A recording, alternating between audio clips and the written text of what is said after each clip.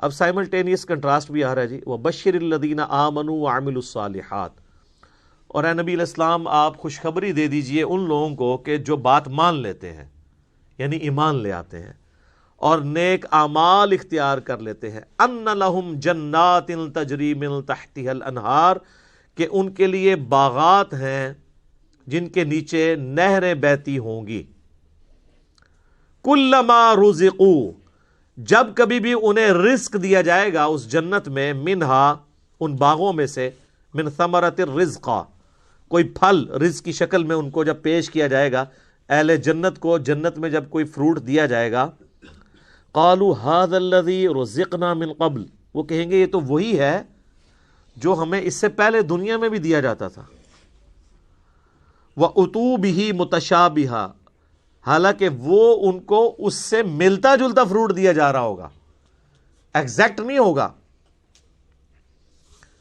ملتا جلتا اس لیے دیا جائے گا کہ انسان کی ایک نیچر ہے۔ دنیا میں بھی آپ دیکھ لیں، آپ کسی دسترخوان پہ بیٹھے ہوں تو سب سے پہلے اس چیز کو ہاتھ ڈالتے ہیں جس کے ساتھ آپ مانوس ہوں۔ آپ کسی ولیمے پہ بھی جاتے ہیں تو آپ کے سامنے کوئی ایسی عجیب و غریب ڈش آ جائے تو آپ اس کے رسک نہیں لیتے کھانے کا کہ پتہ نہیں کیا ذائقہ ہو، الٹا پلیٹ بھر کے بیٹھ جاؤں اور اس دوران جو میں نے کھانا تھا وہ ختم ہی ہو جائے، یہ بھی چانس ہوتا ہے نا۔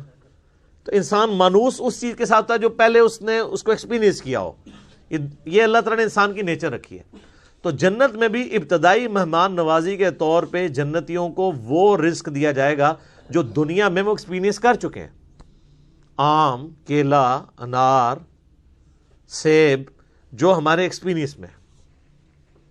اب دیکھنے میں تو وہ فروٹ دیکھنے میں تو ویسا ہی ہوگا، تو وہ کھانے سے پہلے یہ بات کریں گے کہ تو یہ وہی چیز ہے، ایتھے بھی آ کے وہی کچھ، لیکن اللہ فرمائے گا کہ ان کے اس کی طرح کا ہوگا لیکن ویسا نہیں ہوگا۔ اب انور اٹور کا ذائقہ اور ایک دیسی آم کا ذائقہ برابر ہو سکتا ہے؟ دیکھنے میں تو دونوں ایک جتنے ہوتے ہیں، شکل و صورت بھی ملتی جلتی ہوتی ہے، لیکن زمین آسمان کا فرق ہے ٹیسٹ میں۔ اسی طریقے سے چونسے کا ٹیسٹ ہو یا کسی دوسرے آم کا، وہ برابر نہیں ہو سکتا۔ تو یہ تو دنیا میں ہی اللہ نے اتنا فرق رکھا ہوا ہے، تو آخرت میں جو آم دیا جائے گا وہ دنیا والا آم نہیں ہوگا، ہاں شکل و صورت میں ضرور ملتا جلتا ہوگا، لیکن اس آم کی تو کیا بات ہے۔ اللہ تعالیٰ جنت میں ہمیں اپنے محبوب صلی اللہ علیہ وآلہ وسلم کا پڑوس نصیب فرمائے، آمین۔ وَلَهُمْ فِيهَا أَزْوَاجٌ مُطَهَّرَةٌ، اور وہاں پہ ہوں گی ان کے لیے پاکیزہ بیویاں۔ پاکیزہ بیویاں دنیا کی بیویاں بھی اور جنتی حوریں بھی، وہ آگے چل کے ذکر آ جائے گا اس حوالے سے۔ اچھا، جنت میں جتنی بھی نعمتیں ہیں نا،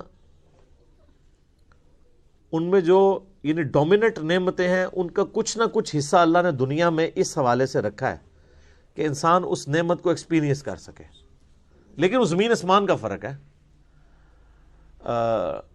لیکن کسی درجے میں ایکسپیرینس کروایا گیا، اور ایکسپیرینس کروایا گیا ہے تو تبھی ان چیزوں میں اٹریکشن ہے، اگر اٹریکشن نہیں ہوگی تو اس کے لیے تگ و دو کون کرے گا۔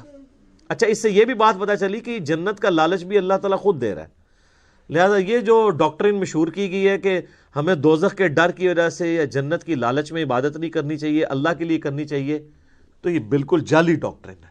اس کو مولا علی علیہ السلام کی طرف لوگوں نے منسوب کر دیا ہے کہ وہ کہتے تھے میں تو اللہ کی عبادت صرف اللہ کے لیے کرتا ہوں، جنت کی جو ہے وہ طلب میں یا دوزخ کے ڈر کی وجہ سے نہیں کرتا۔ اس کے اوپر بھی میرا ایک کلپ ریکارڈڈ موجود ہے کہ یہ ڈاکٹرین صوفیاء نے پیش کی ہے، یہ قرآن کی ڈاکٹرین نہیں ہے، کیونکہ جنت کا جو لالچ ہے اس کے پیچھے لگنا اللہ ہی کی تو اطاعت ہے۔ یہ جنت کا لالچ شیطان نے دیا یا اللہ نے؟ تو اگر آپ جنت کو نگیٹ کرتے ہیں، جنت کا مذاق اڑاتے ہیں یا دوزخ کو ہلکا جانتے ہیں، تو آپ یہ جنت یا دوزخ کو بے عزت نہیں کر رہے ہوں گے، بلکہ آپ اللہ تعالیٰ کے خلاف بغاوت کا علم بلند کر رہے ہوں گے۔ یہ تو اس نے رکھی ہوئی ہے نا چیزیں، ان ساری لالچیں وہی دیتا ہے نا۔ یہ وہ لالچ نہیں ہے جو بری بلا ہو، یہ وہ لالچ ہے جس کے لیے انسان کو کوشش کرنی چاہیے۔ قرآن پاک میں درجنوں آیات ہیں، آگے چلیں گے تو یعنی اللہ تعالیٰ فرماتا ہے کہ کوشش کرنے والوں کو ایسی جنت کے لیے کوشش کرنی چاہیے، خود اللہ تعالیٰ اس کی طرف۔ تو اسی طریقے سے یعنی جو ایک اللہ تعالیٰ نے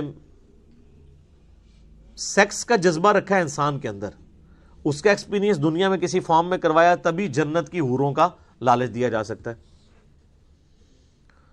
اور اسی طریقے سے جو فروٹ ہے اس کا ذائقہ دنیا میں رکھا ہے جبھی جنت کی فروٹ کا آپ کو لالچ دیا جا سکتا ہے. باقی تو بخاری مسلم میں حدیث ہے کہ اللہ تعالیٰ نے جنت میں وہ نعمتیں تیار کر رکھی ہیں جو نہ کسی آنکھ نے دیکھی، نہ کسی کان نے سنی، نہ کبھی کسی کے دل پہ بھی اس کا گمان گزرا. وہ تو ان امیجنیبل ہے. یہ صرف متشابہات ہیں، چیزیں ملتی جلتی چیزیں دنیا میں صرف بات سمجھانے کے لیے. اور دنیا کی نعمتیں تو فنا ہونے والی ہیں، لیکن ان نعمتوں کے ساتھ آ رہا ہے وَهُمْ فِيهَا خَالِدُونَ، وہ رہیں گے ہمیشہ ہمیش اس کے اندر. نہ ختم ہونے والی نعمتیں. اچھا دنیا میں کوئی بڑے سے بڑی بھی نعمت ہے نا، وہ اچھی انسان کو لگتی ہے،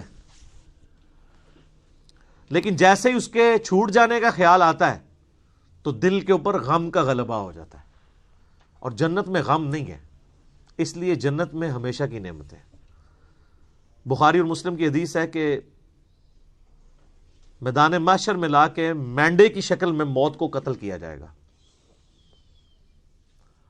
اور جب بلایا جائے گا تو باقاعدہ ایک یعنی ندا کی جائے گی.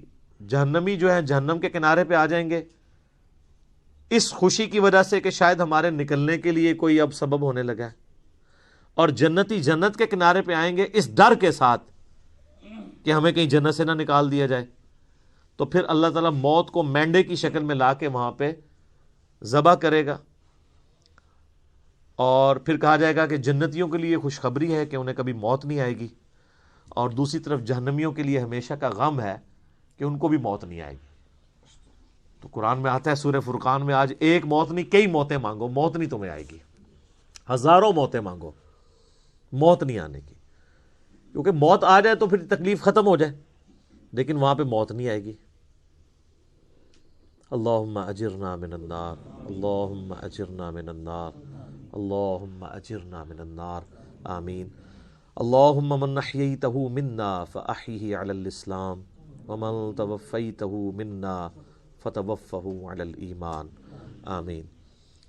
صحیح مسلم میں ایک حدیث ہے کہ جب جنتی جنت میں داخل ہونے لگیں گے تو ان کو ایک ندا کی جائے گی، جاتے ہی خوشخبری ملے گی، تمہارے لیے مبارک ہے، آج کے بعد تمہیں کبھی موت نہیں آئے گی، تم ہمیشہ زندہ رہو گے.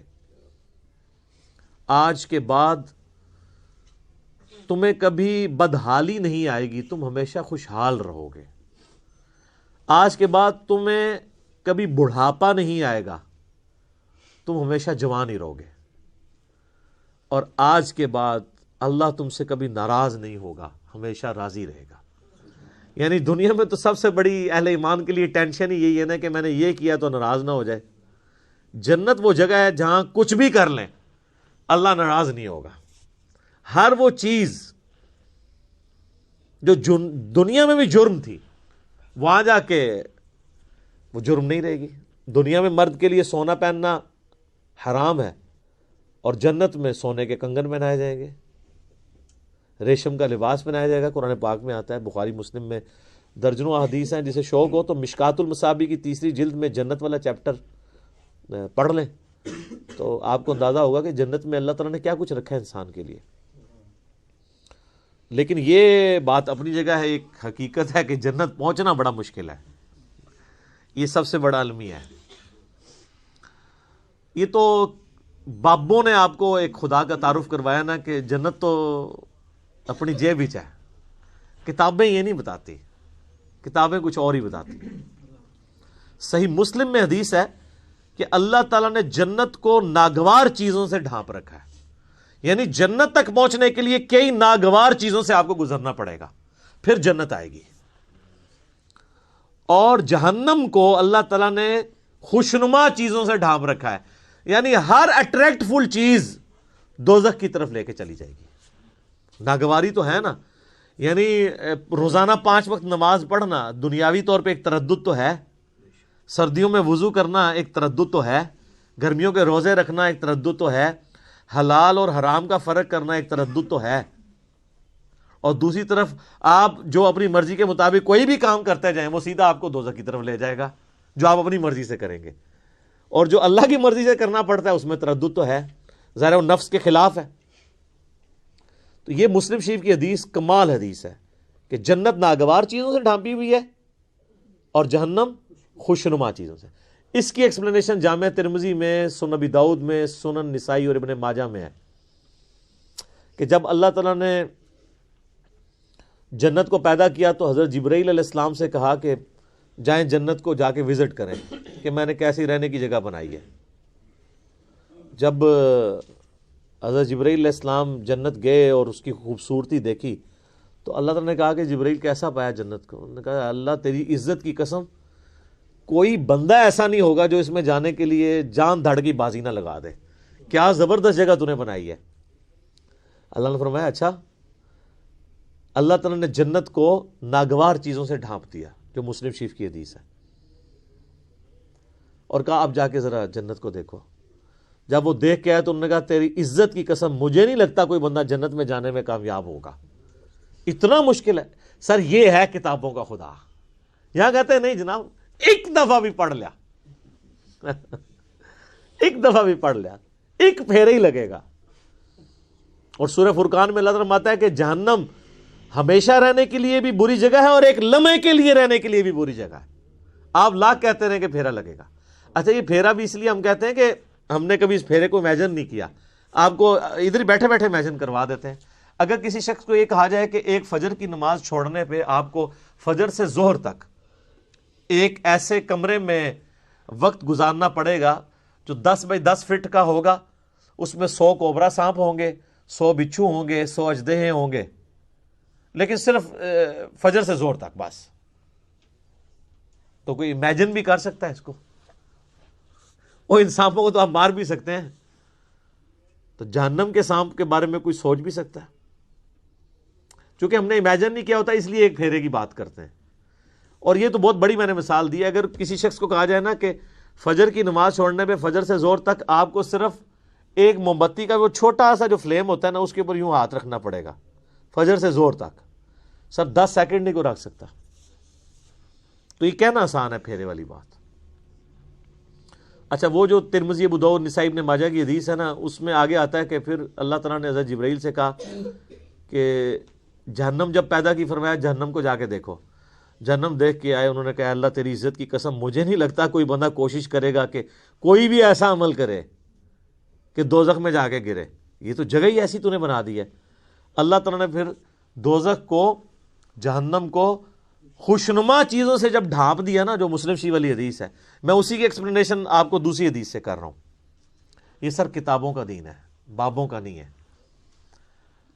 تو حضرت جبرائیل علیہ السلام جب گئے واپس آئے، کہا اے اللہ تیری عزت کی قسم مجھے نہیں لگتا کوئی بندہ جہنم میں جانے سے بچ سکے گا، اتنا خوشنما تو نے بنا دیا، یہ تو سارے ہی جائیں گے جہنم میں.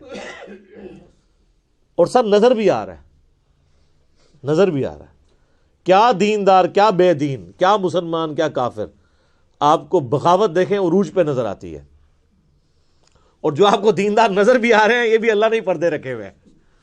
کچھ کے پردے تو ہمارے جیسے لوگوں کے سامنے کھل بھی جاتے ہیں اور ہم آپ کو کھول کھول کے بتاتے ہیں، پھر بھی نہیں آپ کا دماغ کھلا تو آخرت میں تو کھل ہی جانا ہے. اوہ یہ کیا ہوا؟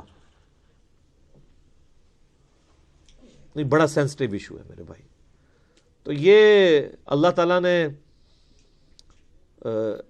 جہنم اور دوزخ کا جو معاملہ رکھا ہے، یہ اگر یہ چیزیں نہ ہوتی تو کوئی بھی شخص اللہ تعالیٰ کو رسپانس نہ کرتا. میرا ایک یوٹیوب پہ کلپ بھی ہے، خدا انسان کی ضرورت کیوں ہے. خدا انسان کی ضرورت ہے ہی اس لیے کہ انسان مر جاتا ہے. اگر انسان نے مرنا نہ ہو اور انسان کے اوپر کوئی مشکل وقت نہ آنا ہو، انسان کی ضرورت اللہ کبھی رہتا ہی نہیں ہے. یہ تکلیفیں اور موت، یہی تو ایک تلوار لٹک رہی ہے کہ یار میں نے مرنا ہے، کسی کو منہ دکھانا ہے جا کے. آپ ایک لمحے کے لیے امیجن کریں کہ اگر آپ نے مرنا نہ ہو اور آپ کو کبھی کوئی تکلیف نہ آئے، یہ دو چیزوں کی گارنٹی ہو، تو سر نماز کس نے پڑھنی ہے؟ تو یہ ساری دھمکیاں ختم ہو جائیں گی نا پھر دوزخ کی. تکلیف نہ آنے کا مطلب ہے کوئی کچھ نہیں کرے گا. موت نہ آنے کا مطلب ہے آپ اپنی زندگی انجوائے کریں گے. اور تکلیف نہ آنے کا مطلب ہے کہ پھر آپ کو کوئی نہ کوئی رزق کے حوالے سے ایشو ہوگا، نہ اور کوئی تکلیف پہنچے گی. تو یہ سر دنیا میں پاسبل نہیں، جنت میں ہی ہے. لیکن دنیا میں بھی یہ ہو جائے نا تو اللہ تعالیٰ انسان کی ضرورت نہیں رہتا. اسی لیے اللہ تعالیٰ نے یہ موت کا الذی خلق الموت والحیات لیبلوکم ایکم احسن عملا رکھا ہوا ہے. یہ جو تلوار لٹکائی ہے وہ اس لیے تو لٹکائی ہے. تو یہ ساری چیزیں نہ ہو تو انسان کا قبلہ نہیں درست ہوتا.